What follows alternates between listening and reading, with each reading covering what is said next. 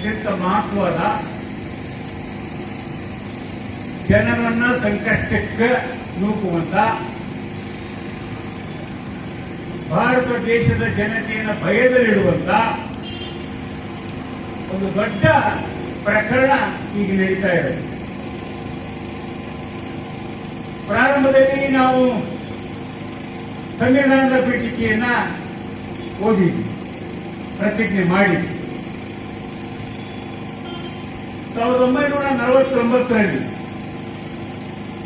ಈ ಭಾರತ ದೇಶವನ್ನು ಹೆಂಗ ನಡೆಸಬೇಕು ಅಂತಕ್ಕಂಥ ತೀರ್ಮಾನವನ್ನ ತಗೊಂಡಾಗ ಈ ದೇಶದ ಒಂದು ಕೋಮು ಶಕ್ತಿ RSS ಅಂತಕ್ಕಂಥ ಒಂದು ಸಂಘಟನೆ ತನ್ನ ಆರ್ಗನೈಸ್ ಅಂತಕ್ಕಂಥ ಪತ್ರಿಕೆಯಲ್ಲಿ ಹೇಳ್ತಾರೆ, ಈ ಭಾರತ ದೇಶದ ಸಂವಿಧಾನವನ್ನು ನಾವು ಒಪ್ಪುವುದಿಲ್ಲ.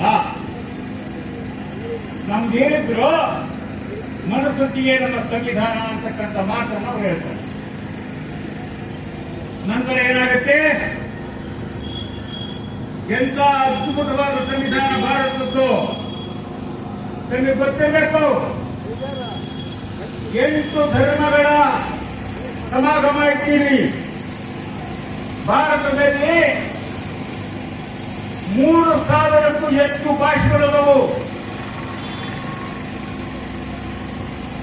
3000ಕ್ಕೂ ಹೆಚ್ಚು ಜಾತಿಗಳಿದ್ದವು.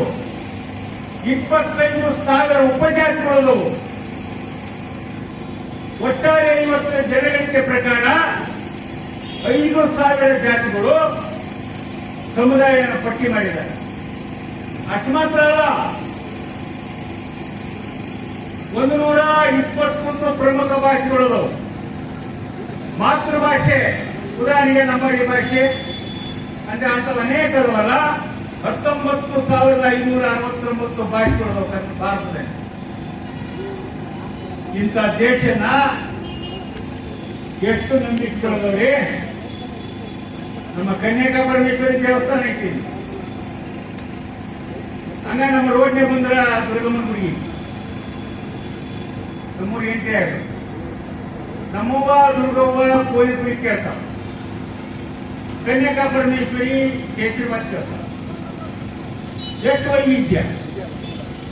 ಇಂಥ ವೈವಿಧ್ಯ ದೇಶ 77 ವರ್ಷ ಒಗ್ಗಟ್ಟಾಗಿ ಏನಾದರೂ ಶಾಂತಿ ನಡೆಸಲಿಕ್ಕೆ ಕಾರಣ ಆಗಿದೆ ಈ ದೇಶದ ಸಂವಿಧಾನ.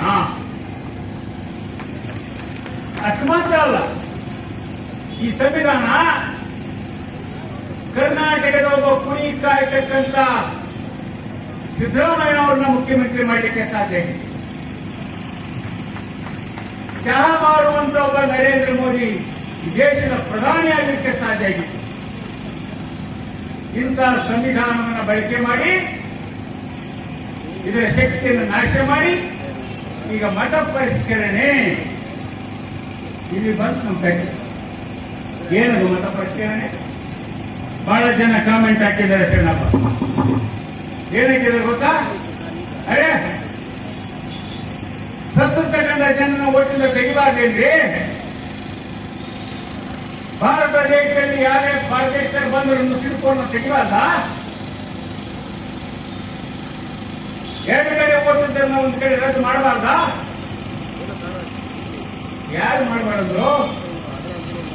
ಯಾರು ಮಾಡಬಾರ್ದು? ಏನದು ಸ್ಪೆಷಲ್? ಏನದು ವಿಶೇಷ ಪರಿಷ್ಕರಣೆ? ಇಡೀ ಭಾರತ ದೇಶದ ಜನತೆಯನ್ನು ಅವಮಾನಗೊಳಿಸ್ತಕ್ಕಂಥ 22-23 ಸಾರಿ ಓಟ್ ಹಾಕಿರ್ತಕ್ಕಂಥ ನಮ್ಮ ಜನತೆಯನ್ನ ನಿನಗೆ ಹೆಸರು ಸ್ಪೆಲ್ಲಿಂಗ್ ಮಿಸ್ಟೇಕ್ ಆಗೈತಿ, ನಿನ್ನ ಹೆಸರು ಡಿಲೇಟ್ ಆಗೈತಿ, ನಿನ್ಗಿಂತ ಪತ್ರಗಳನ್ನು ಕೊಡೋ, ಹುಟ್ಟಿ ದಿನಾಂಕ ಕೊಡೋ ಹೇಳಂತ ಸರಿನಾ? ಸರಿಯಲ್ಲ. ಅಷ್ಟು ಮಾತ್ರ ಅಲ್ಲ, ಭಾರತದಲ್ಲಿ ಈಗಾಗಲೇ 6,50,00,000 ಜನನ ಓಟಿನಿಂದ ಹೊರಗಿಟ್ಟಿದ್ದಾರೆ. ನಾವು ಕೇಂದ್ರದ ಚುನಾವಣಾ ಆಯೋಗಕ್ಕೆ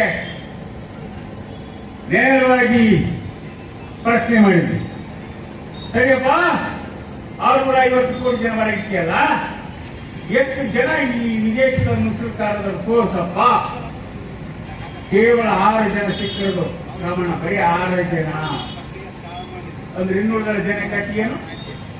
ಮತ್ತೆ ಇನ್ನೊಂದು ಅಧಿಕಾರಿಗಳು ಬಂದ್ರೆ ಹೇಳ್ತಾರೆ ನಿಮಗೆ, ಗುರುಮಸಾಜ್ ಏನ್ ಹೇಳ್ತಾರ, ನಿಮ್ಗೆ ಹೆಸರು ಹೆಚ್ಚು ಕಮ್ಮಿ ಆಗಿ ಸ್ಪೆಲ್ಲಿಂಗ್ ಮಿಸ್ಟೇಕ್ ಆಗೈತಿ, ನೀವು ಪ್ರಮುಖವಾದ ಒಂದು 3 ದಾಖಲೆ ಕೊಟ್ಬಿಡಿ ಸಾಕು, ನಿಮ್ಗೆ ಓಟ್ ಮತ್ತೆ ಸೇರಿಸ್ತೀವಿ ಅಂತ ಹೇಳ್ತಾರೆ. ಹೌದಲ್ಲ? ಸುಳ್ಳು ಸುಳ್ಳು ಸುಳ್ಳು. ಎಂದು ಸುಳ್ಳು. 91 ಲಕ್ಷ ಜನರನ್ನ ಪಶ್ಚಿಮ ಬಂಗಾಳದಲ್ಲಿ ಡಿಲೀಟ್ ಆಯಿತು. 27 ಲಕ್ಷ ಜನ ಚುನಾವಣೆ ಆಯೋಗ ತಮ್ಮ ದಾಖಲೆ ಪತ್ರಗಳನ್ನು ಕೊಟ್ಟರು. ಅವ್ರಿಗೆ ಓಟ್ ಕೊಡೋದೇ ಬೇಡ, ಕೊಡೋದೇ ಬೇಡ್ರಿ, ಬರಲ್ಲ ಅಂತೇಳಿ ಪೆಂಡಿಂಗ್ ಇಟ್ಟು. ಯಾಕಂದ್ರೆ ಸಾಫ್ಟ್ವೇರ್ ಅಂತ ಒಂದು ಮಾಡ್ಯಾರಂತೆ, ಆ ಸಾಫ್ಟ್ವೇರ್ ಒಂದೇ ಒಂದು ಪೆಂಡಿಂಗ್ ಇದ್ರೆ ಹೆಚ್ಚು ಕಮ್ಮಿ ಇದ್ರೆ ಅದು ಹಿಡಿಯಲ್ಲ. ಸಾಫ್ಟ್ವೇರ್ ಮಾಡಿದ್ರೆ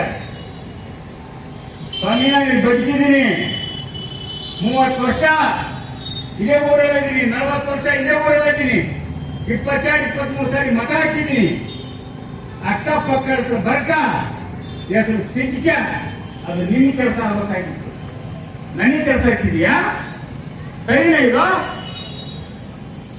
ಅಂತ ಕೇಳ್ತಕ್ಕಂಥ ತಾಕತ್ತು ಈ ದೇಶಕ್ಕೆ ಬರ್ತಕ್ಕಂಥ ಅವಶ್ಯಕತೆ ಗೊತ್ತಾಗಿದೆ. ಕೇಳಬೇಕು. ಎರಡನೇ ಪ್ರಶ್ನೆ, ಅವ್ರು ಒಪ್ಪಲಿಲ್ಲ. 27 ಲಕ್ಷ ಜನ ಲಕ್ಷಾಂತರ ರೂಪಾಯಿ ಖರ್ಚು ಮಾಡಿಕೊಂಡು ಸುಪ್ರೀಂ ಕೋರ್ಟ್ ಕೇಸ್ ಆಗಿದೆ. ಸುಪ್ರೀಂ ಕೋರ್ಟು ಇನ್ನು 18-20 ದಿನ ವೆಸ್ಟ್ ಬೆಂಗಾಲ್ ಚುನಾವಣೆ ಮುಂದೆ ಏನ್ ಮಾಡ್ಬೇಕಾಗಿತ್ತು, ಎಲ್ಲರನ್ನ ಪರಿಷ್ಕರಿಸಿ ನಿಮ್ದು ಓಟ್ ಇಲ್ಲ ಅಥವಾ 5 ಅಂತ ಹೇಳ್ಬೇಕಾಗಿತ್ತು. 1317 ಜನರು ಮಾತ್ರ ನಿಮ್ದು ಓಟ್ ಐತೆ ಪರಿಷ್ಕರಿಸಕ್ಕೆ ಸಾಧ್ಯ ಆಯ್ತು. ಇನ್ನೊಂದು ನಮ್ಮ ಅರ್ಜಿನ ನೋಡಿಲ್ಲಪ್ಪ, ಈ ಚುನಾವಣೆ ಸುಮ್ಮನೆ ಕುತ್ಕೊಂಡ್ಬಿಡ್ರಿ, ಮುಂದಿನ ಚುನಾವಣೆ ಹಾಕ್ಬೋದು ನೀವು ಅಂತ ಹೇಳಿ ಸುಪ್ರೀಂ ಕೋರ್ಟ್. ಓಕೆ ಆಯ್ತು, ಒಂದು ಸರಿ ಓಟ್ ಹಾಕೋದು ಓಟು, ಮುಂದಿನ ಸರಿ ಹಾಕ್ಬೋದಂತ ಜನ ಸುಮ್ಮನೆ ಕುಂತಿದ್ರ ಪಶ್ಚಿಮ ಬಂಗಾಳದಲ್ಲಿ ತಕ್ಷಣ ಗೌರ್ಮೆಂಟ್ ಬಂದು ಆ ಗೌರ್ಮೆಂಟಿನ ಮುಖ್ಯಮಂತ್ರಿ ಹೇಳ್ತಾನೆ, ಯಾರ್ಯಾರು ಓಟ್ ಇರಲು ನಿಮಗೆ ನಾನು ಯಾವ ಗೌರ್ಮೆಂಟಿನ ಸೌಲಭ್ಯನ ಕೊಡಲ್ಲ. ಏನು ಹುಡುಗಾಟ ಹಚ್ಚಿರಿ, ಏನ್ ಮಾಡಿರಿ? ಅದಕ್ಕೆ ನಾವು ಕಳೆದ 8 ತಿಂಗಳಿಂದ ಕರ್ನಾಟಕದಲ್ಲಿ ಎದ್ದೇಳು ಕರ್ನಾಟಕ 77 ಸಂಘಟನೆಗಳ ಒಕ್ಕೂಟ, ಆ ಸಂಘಟನೆಯಿಂದ ಎಲ್ಲರನ್ನು ಕೇಳಿದ್ವಿ. ಪ್ರಪ್ರಥಮವಾಗಿ ರಾಜ್ಯ ಪಕ್ಷಗಳ ಮುಂದೆ ಇರ್ತೀವಿ, ಬಿಜೆಪಿ ಮುಂದೆ ಇರ್ತೀವಿ. ನಮ್ಮ ಸರ್ಕಾರ ಮಾಡಿದ್ರೆ ಸರಿ, ನಾವು ನಿಮ್ಗೆ ಒಪ್ಪಿಲ್ಲ, ನಿಮ್ ಜೊತೆ ಬರಲ್ಲ ಅಂದು ಬಿಡ್ರಪ್ಪ. ಜೆಡಿಎಸ್ ಮುಂದೆ ಇಟ್ವಿ, ನಮ್ದು ಒಪ್ಪಿಲ್ಲ, ಕೇಂದ್ರದ ಸರಿ, ಚುನಾವಣಾ ಆಯೋಗ ಸರಿ, ನಾವು ಬರಲ್ಲ ಅಂದ್ರು, ಕೈ ಬಿಟ್ವಿ. ಕಾಂಗ್ರೆಸ್ ಕೇಳಿ ನಾವು ರೆಡಿ, ನೀವು ಬೆಂಬಲ ಕೊಡಕ್ಕಂದಕ್ಕಾಗಿನೇ ಇಲ್ಲಿ ಕಾಂಗ್ರೆಸ್ ನಮ್ಮ ಜೊತೆ ಬಂದು ಕುಂದ್ರು. ಆಯ್ತು, ಸಿಪಿಎಂ ಕೇಳಿದ್ವಿ, ಬೆಂಬಲ ಕೊಡ್ತೀವಿ ಅಂದ್ರು. ಸಿಪಿಐ ಕೇಳಿದ್ವಿ, ಬೆಂಬಲ ಕೊಡ್ತೀವಿ ಅಂದ್ರು. ಬೇರೆ ಪಾರ್ಟಿ ಕೇಳಿದ ಒಂದು 15 ಸಣ್ಣ ಸಣ್ಣ ಪಕ್ಷಗಳನ್ನ ಕೇಳಿದ್ವಿ, ನಮ್ ಜೊತೆ ಬರ್ತೀವಿ ಅಂದ್ರು. ಅವ್ರನ್ನೆಲ್ಲ ಕಟ್ಕೊಂಡು ಕರ್ನಾಟಕದ ಜನತೆಗೆ ಓಟ್ ಅಂದ್ರೆ ಏನ್ ತಿಳ್ಕೊಂಡಿವಿ, ಮನೆ ಹತ್ರ ಬರ್ತಾರ, ಬರ್ಕೊಂಡು ಹೋಗ್ತಾರ, ಓಟ್ ಕೊಡ್ತಾರ. ಚುನಾವಣೆ ನನ್ನ ಒಂದ್ಸರಿ ಅಲಗಾಪುರ ಕೇರಿಗೆ ಹೋಗಿದ್ದೆ, ನಮ್ಮ ಗ್ರಾಮೀಣ ಕೃಷಿ ಸರ್ಕಾರ ಸಂಘದ ವತಿಯಿಂದ.